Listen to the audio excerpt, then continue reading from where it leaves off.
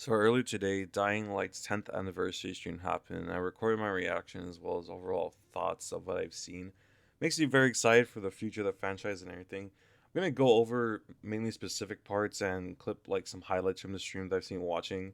And I want to talk about stuff for in preparation for DL2's third anniversary, as well as the hype for the Beast coming out this summer. So here you go. Oh my god, that fucking scared me. That just gave me PTSD from the fucking watch. And Techland, you're gonna put me and Roger in a room together at some point, right? He's my hero. You're gonna make it so that we're gonna interact and I can actually meet him, right? Because I've never met him in my life. Please make that happen. I love you guys. I'll see you soon. Stay human, okay?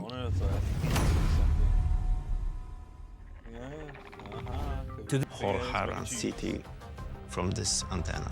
Okay guys, you heard that we have a new anniversary track. You'll be able to find it on Spotify. Thank you, Pavel, for joining me today. And also thank you for having me. Gonna listen to that later on.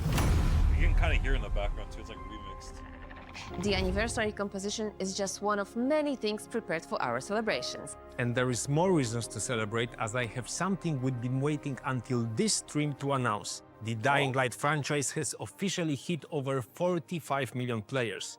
Now, let's take a look at what you zombie slayers have done this decade.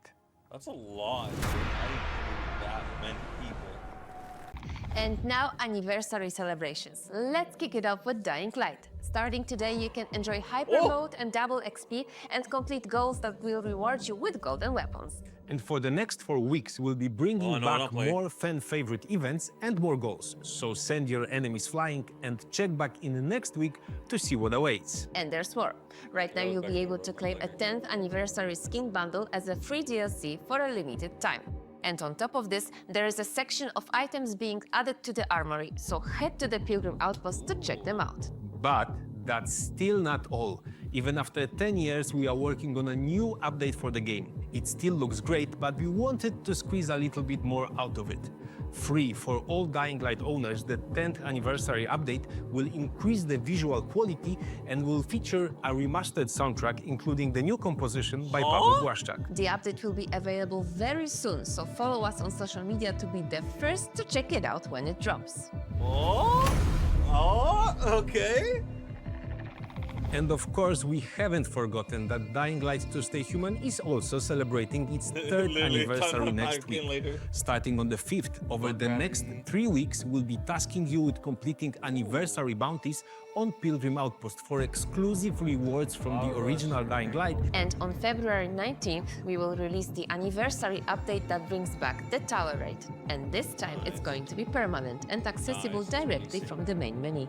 So Tower Raid is a co-op-focused roguelite mode where you have one goal, choose one out of 4 characters, make it to the top of the tower and grab the loot waiting for you. Each run mixes up the floor combinations, obstacles, modifiers and goals, so you will have to adapt quickly or be zombie food. On top of the permanent version of Tower Raid, the update will address a number of additional issues raised by the community and more. As you can see, you've got lots of going on in both games. So for all the information, check out our dedicated anniversary page. I'll look at that later on. Play, but at the same time, we are not forgetting about the gunplay. It became very important for the franchise as well, and new weapons such as grenade launcher or flamethrower that we showcase over the last trailer is going to be also a part of the game. I like that you said immersive, because I think this is the key word Absolutely here. correct. And I'm not sure if you will agree, but for me, it's most visible in the night experience. As you know, we want to push the beast more towards horror, and we do it by pulling a lot of strings, like smart design tweaks, how we spawn zombies, to atmospheric sounds like ambience of branches snapping in the woods. For me, the experience that you get alone in the woods at night, it's completely different than what you experienced in the urban areas of Harran and Villedor. Exactly, and this is, like you mentioned, it's all about this world, this environment, and right now it's completely handcrafted. So it's going to be memorable, it's going to be unique, believable, and looks so- every square inch Oh of my it just screaming God, out these of it, you know? shots look And good. this tourist location, tourist destination, God, the which was foliage. once booming, right? Yeah, beautiful. Yeah, exactly. Many comments under the videos that you would like to see also a first-person shit. perspective camera for the car, and of Oh, course oh, we're wait, implementing it. okay. It's going to be a part Wait, of I the gotta game look as at well. that later. Oh my Okay, God. and that's why it's so important to hear from you, because we really make an effort to listen to Yes. players' Wait, voices. is that the old For grandpa? example, Is that right the now old we grandpa? hear what you say about the physics of drop kick and wall run jump, and we plan to I make the saw that. necessary Oh my God, adjustments they're cheesy. as we You- move forward with the you production. bought- And by the way, can we say where we are in the process? Sure, we're wrapping up everything for the final rollout and Oh my making God, sure let's go, that we are going let's to be go. ready for its 2025 summer release.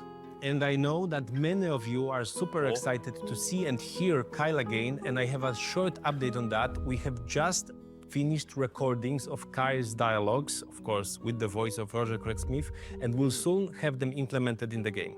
Voiceovers are super important, but at the same time, we cannot forget about the my character God. design, about mentioned moveset and animations, even his one-liners, you know? So we're making sure that Kyle is going to feel like a Kyle.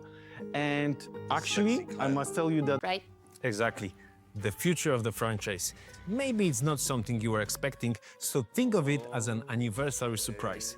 You probably noticed that we updated the logo for Dying Light the Beast in our second trailer. This is not a one-off change, as today we are also updating the logos for our existing games. We want to be ready for the franchise plans by making sure all of our existing and future projects share the same visual identity. And while the decade we are celebrating has been extremely rewarding, this is just the beginning. Now we enter a new era. Take a look. Starting with this year, we will be bringing back improved seasonal events to Dying Light to Stay Human. You can also expect updates and features like graphical improvements, new rewards, and more to come this year, as we stay look committed at that to later. I can read all actively this. supporting the game for 5 years after launch.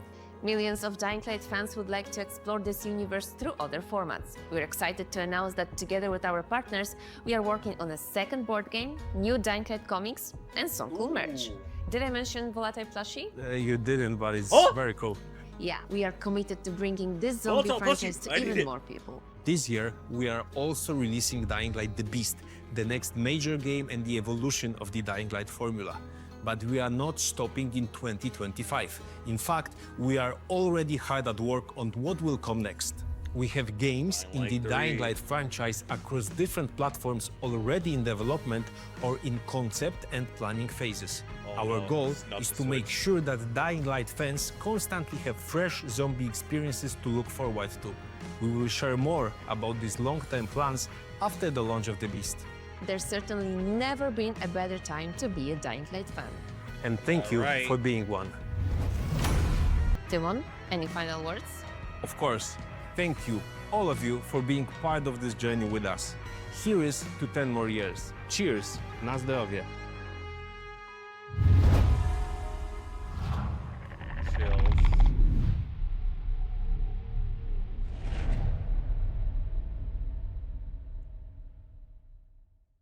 For real. Oh my God. I gotta look back on some of that stuff. I couldn't read everything from the roadmaps. There's so much. Hold up. Let me stop recording. I'm gonna pull it.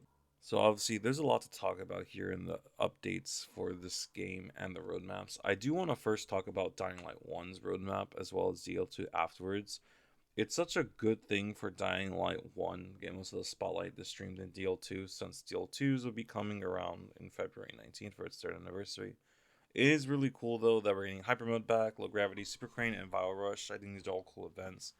I really do wish though that Hyper Mode stopped coming back a little bit. It's a little overused, but no, it's Hyper Mode. It's fun. I think the rewards getting gold weapons are good for new players. For me, as end game player, though, I have more than enough gold weapons, so it doesn't really need for me. But it's fun to play these events. I do like the new 10th anniversary bundle. I am using it a lot. I love the bundles of the weapons with the things you can craft. I think it's really good. I think the new Pilgrim Outpost stuff is really cool. I haven't gotten all of them. I've only gotten the Deadeye so far, and I think that's it so far. I need to grind out more Pilgrim Outpost stuff, as well as DL2's Snake Year anniversary stuff I'm getting as well.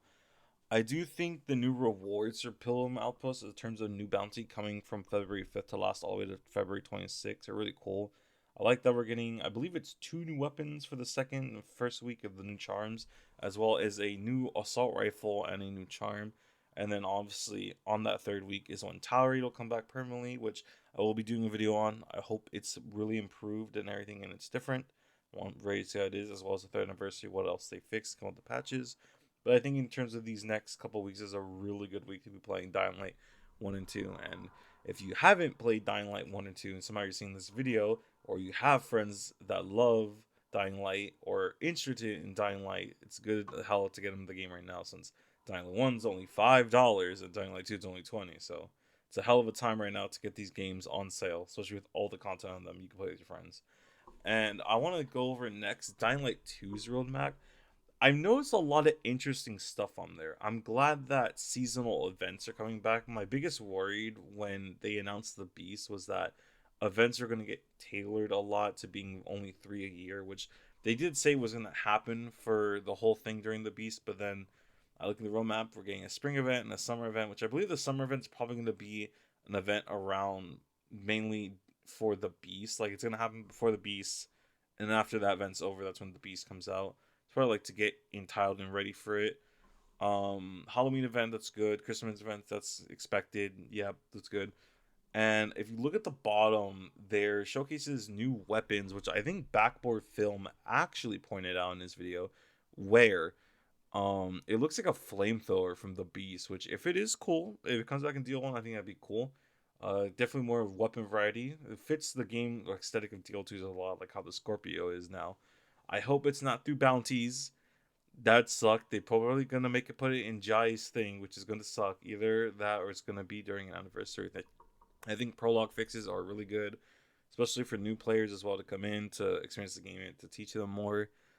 I'm curious how the co-op and matchmaking fixes are. I'm assuming the matchmaking is a whole thing because of Tower Raid now. I'm kind of seeing how it is since co-op is buggy still in DL2, and I hope this update fixes a lot if they're going to add it. As well as new free outfits and new characters for Tower Raid is really good. It'd be cool to have individual new runners just for Tower Raid, and it's not just Aiden only, which is something that was really cool during the Halloween event. Because if you didn't play the Halloween event, that you played co-op specifically, some characters, like I believe the Scarecrow and the Pirate, I don't even know if it was a Pirate or the Plague Doctor, had their own voice lines. Like, they're very basic voice lines, but they had voice lines, which is really good. And yeah, that's kind of what I want to talk about DL2, because there's not really a lot for DL2 right now in terms of the roadmap, besides just, stuff we're getting. I might put some stuff out in text that I missed, but in terms of the roadmap, that's all I got to say for DL1 and DL2. I think they're great. It's good how we should be playing these games, and it's very exciting to have some content to look forward to and play and make videos on. One thing I do want to talk about really quick for the Beast section, honestly, is the new gameplay we got. We got a shots of this creepy underground mine area. So there's a couple more seconds footage of the nighttime in the forest, which I wish we saw more, honestly. I love how dark it is. As well as a new little tease of the grappling hook, and it looks like it's the DL1 hook, but with new animation and that little tease that they did. And that really, really was amazing. I love how everything is handcrafted again, like DL1. Everything feels unique and rememberable compared to DL2's, like, copy and pasted buildings, which is really exciting. I'm going to be so freaking happy to just kind of walk around in the Beast and just look at interiors of buildings again, honestly. As well as the new car having the switch between third person and first person view, I think is amazing. As well as the new gameplay we got for it is really cool. I wish we got more. Honestly, we will be getting more. I believe kind of how we'll go is next month is going to be DL2's month for, anniversary, and then leading up, March, April, May, and all that, we're gonna get like some Beast teasers / trailers. There will definitely be like that big gameplay trailer, like additional reveal to reveal more stuff in the Beast than what we got in. I hope it's coming soon. I don't want to rush, everything. We don't have an exact release date, and the fact that they said voice lines are done and be implemented means that they could be almost done soon with polishing and all that. So I want to say, if all things go right, I want to say late June, early July, we might get it, because we still have the DL2 summer event, so they're going to make room for that. So we'll see how everything goes, and I'm going to be excited. I'm going to be playing it on the channel hella, And yeah, I'm excited for the Beast and hope we get more. And for the last thing I want to talk about is definitely their end section, which is the future of the franchise. I think the logo changes are really nice, really universal, very simplistic, fits DL's like art style as a whole. I think it was really cool. As well as new things like they said a second board game was in the work, which I think is really cool. I don't have the first one, which I'm gonna get soon. Honestly, still need to get that. New comics would be really interesting. Most likely going to be stuff about the Beast around background characters of them, and maybe some more stuff from DL2 and DL1. Who knows? As well as the big one, the volatile plushie. And I want to say this outright and forth. I'm excited for this. I'm gonna buy a bunch of them on release. I'm gonna buy like 2 of those fuckers or 3 or 5. I don't know. But I remember last year we were talking to the community manager in the official Dying Light Discord, and if you have not in there and you're interested in Dying Light, you definitely should join that. I'll leave a link in the description for it. But I remember talking about like a year back about like things we'd want to see is like stuff for Dying Light, and I said, you know, a volatile plushie would be really cool or something like that, you know, because there is nothing like that. There's only really merchandise of Dying Light we have is like occasional T-shirts and all that, but I think stuff like a plushie would have been cool, and now we're getting it. Finally getting it. I love the idea. I'm going to buy a bunch of them. I think more collaborations of Dying Light could be cool, you know. Dead by Daylight, Dying Light. But you know, we'll never know. And I think that's gonna end off my video. Keep it short and sweet here. Go play the DL1 event stuff. Be ready. Go play Dying Light 2. Go buy the game. Go play. Get ready for the Beast. I'm getting ready for the Beast. Have a nice day. Happy 10th anniversary. Goodbye, y'all.